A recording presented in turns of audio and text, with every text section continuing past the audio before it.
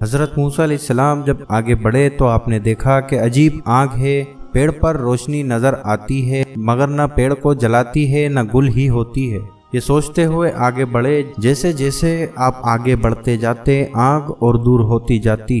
یہ دیکھ کر موسیٰ علیہ السلام کو ڈر سا پیدا ہوا اور انہوں نے ارادہ کیا کہ واپس ہو جائیں۔ جیسے ہی وہ پلٹنے لگے تو آگ قریب آ گئی اور قریب سے سننے میں آیا کہ اندر سے آواز آ رہی ہے، اے موسیٰ، میں ہوں اللہ پروردگار دنیاؤں کا۔ پس جب موسیٰ علیہ السلام اس آگ کے قریب آئے تو پکارے گئے، اے موسیٰ، میں ہوں تیرا پروردگار، پس تو اپنی جوتی اتار دے۔ تو طوا کی مقدس وادی میں کھڑا ہے اور دیکھ میں نے تجھ کو اپنی رسالت کے لیے چن لیا ہے، پس جو کچھ وحی کی جاتی ہے اسے کان لگا کر سن۔ حضرت موسیٰ علیہ السلام نے جب اللہ کی اس آواز کو سنا اور ان کو معلوم ہوا کہ آج ان کے نصیب میں وہ دولت آ گئی ہے جو انسانی شفقت کی امتیازی شان اور اللہ کی محبت کی آخری نشانی ہے، تو پھولے نہ سمائے۔ آخر پھر اسی طرف سے شروعات ہوئی اور پوچھا گیا، موسیٰ تیرے داہنے ہاتھ میں کیا ہے؟ حضرت موسیٰ علیہ السلام نے جواب دیا، یہ میری لاٹھی ہے، اس پر بکریاں چراتے وقت سہارا لیا کرتا ہوں اور اپنی بکریوں کے لیے پتے جھاڑ لیتا ہوں۔ اب اللہ تعالیٰ نے ارشاد فرمایا، موسیٰ اپنی لاٹھی کو زمین پر ڈال دو، اور موسیٰ علیہ السلام نے اس ارشاد کی تعمیل کی۔ جب موسیٰ علیہ السلام نے لاٹھی کو زمین پر ڈال دیا، بس وہ اجگر بن کر دوڑنے لگا۔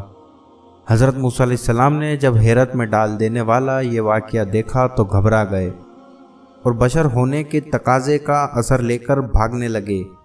پیٹھ پھیرتے ہی آواز سنائی دی، اے موسیٰ، اس کو پکڑ لو، خوف نہ کھاؤ، ہم اس کو اس کی اصل حالت پر لوٹا دیں گے۔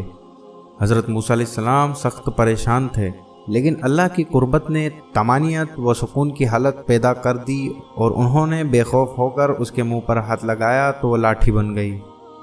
اب موسیٰ علیہ السلام سے دوبارہ پکارا گیا اور حکم ہوا کہ اپنا ہاتھ گریبان کے اندر لے جا کر بغل میں مس کیجیے اور دیکھیے وہ مرض سے پاک بے داغ چمکتا ہوا نکلے گا۔ موسیٰ، یہ ہماری اور سے تمہاری نبوت و رسالت کے دو بڑے نشان ہیں، یہ تمہارے پیغام اور حق کی دلیلوں کی زبردست تائید کریں گے۔ اب جاؤ، فرعون اور اس کی قوم کو ہدایت کی راہ دکھاؤ۔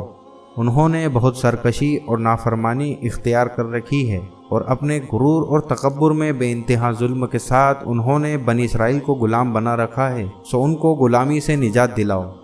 جب حضرت موسیٰ علیہ السلام حق کی تبلیغ میں کامیابی و کامرانی کی خوشخبری پا کر مقدس وادی سے اترے تو اپنی بیوی کے پاس پہنچے، جو وادی کے سامنے جنگل میں ان کا انتظار کر رہی تھیں۔ ان کو لیا اور یہیں سے حکم الہی کی تعمیل کے لیے مصر روانہ ہو گئے۔ منزلیں طے کرتے ہوئے جب مصر پہنچے تو رات ہو گئی تھی۔ خاموشی کے ساتھ مصر میں داخل ہو کر اپنے مکان میں پہنچے اور ماں کے سامنے مسافر کی حیثیت سے ظاہر ہوئے۔ یہ بنی اسرائیل میں سب سے مہمان نواز گھر تھا۔ حضرت موسیٰ علیہ السلام کی خوب خاطر مدارت کی گئی۔ اسی بیچ ان کے بڑے بھائی حضرت ہارون آ پہنچے۔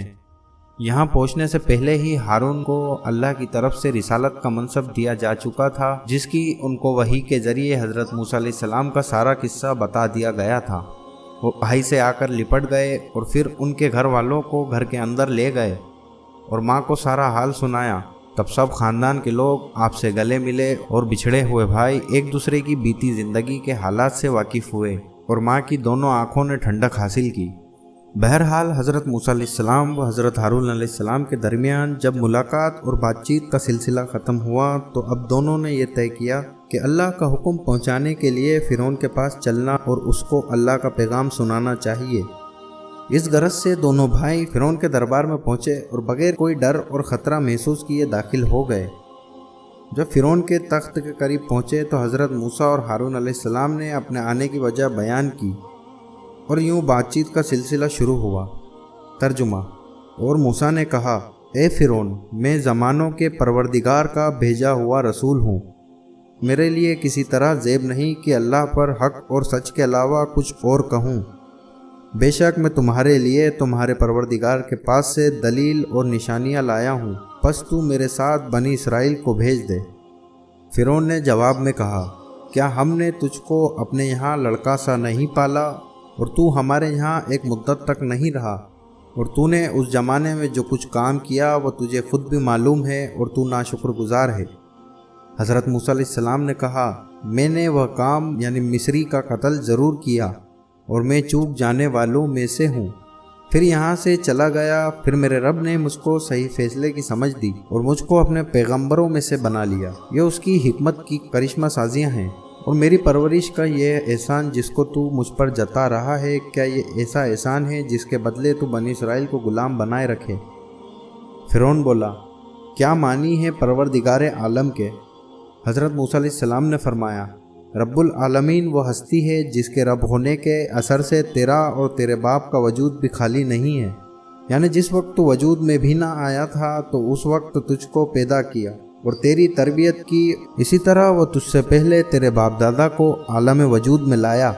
فرعون نے جب اس خاموش کر دینے والی اور زبردست دلیل کو سنا اور کوئی جواب نہ بن پڑا تو درباریوں سے کہنے لگا، مجھے ایسا معلوم ہوتا ہے کہ یہ جو خود کو تمہارا پیغمبر اور رسول کہتا ہے مجنون اور پاگل ہے۔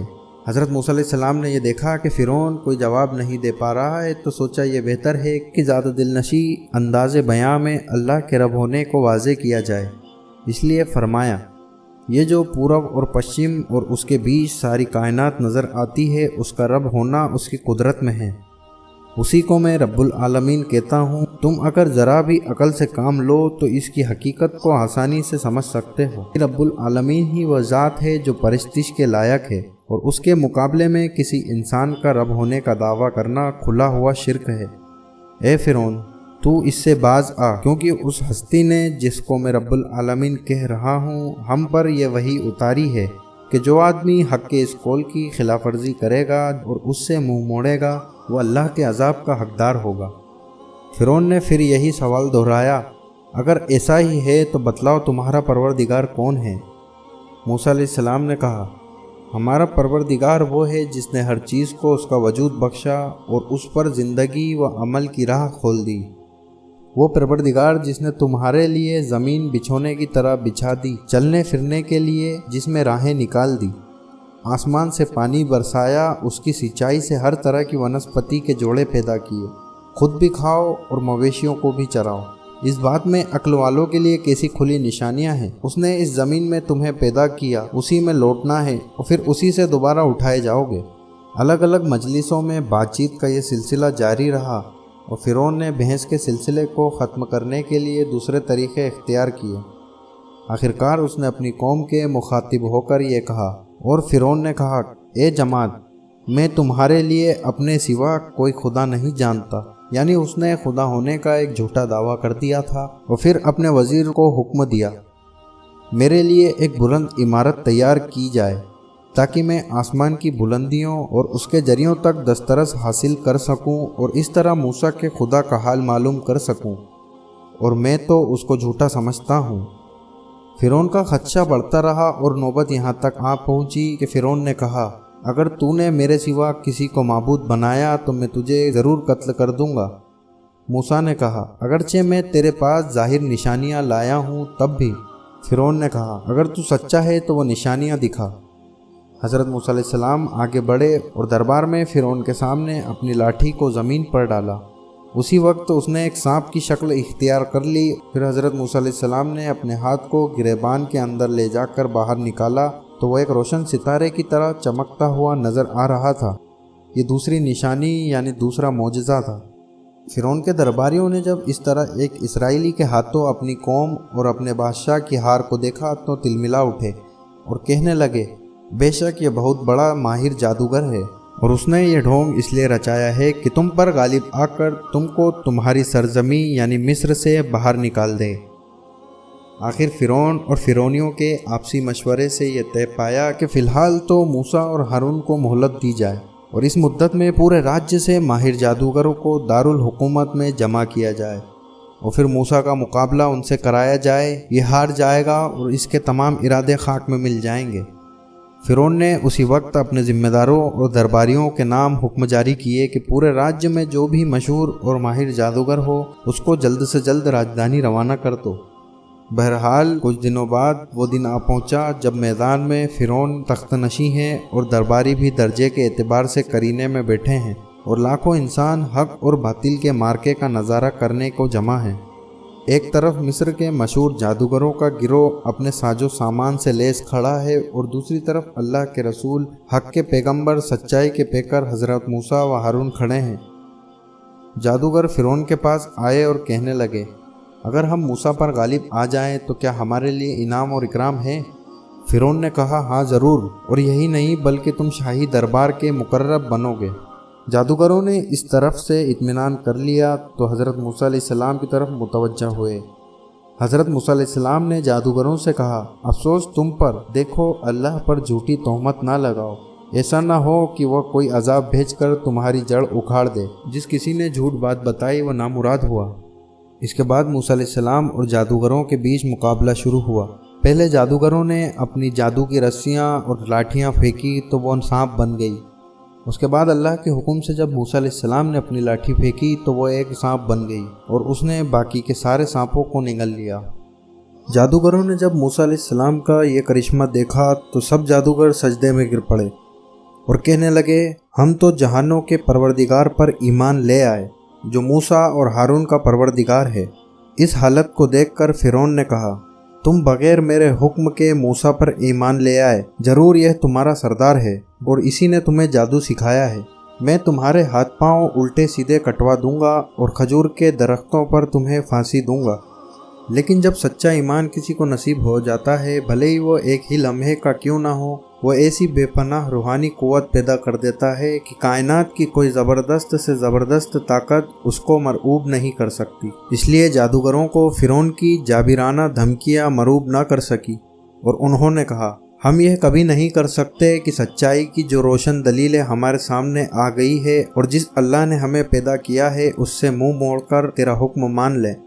तू जो फैसला करना चाहता है कर गुज़र। तू ज़्यादा से ज़्यादा जो कुछ कर सकता है वो यही है कि दुनिया की ज़िंदगी का फ़ैसला कर दे। हम तो अपने परवरदिगार पर ईमान ला चुके हैं कि वह हमारी ख़ताएं बख्श दे, ख़ास तौर से जादूगरी की ख़ता कि जिस पर तूने हमें मजबूर किया था। हमारे लिए अल्लाह ही बेहतर है और वही बाकी रहने वाला है।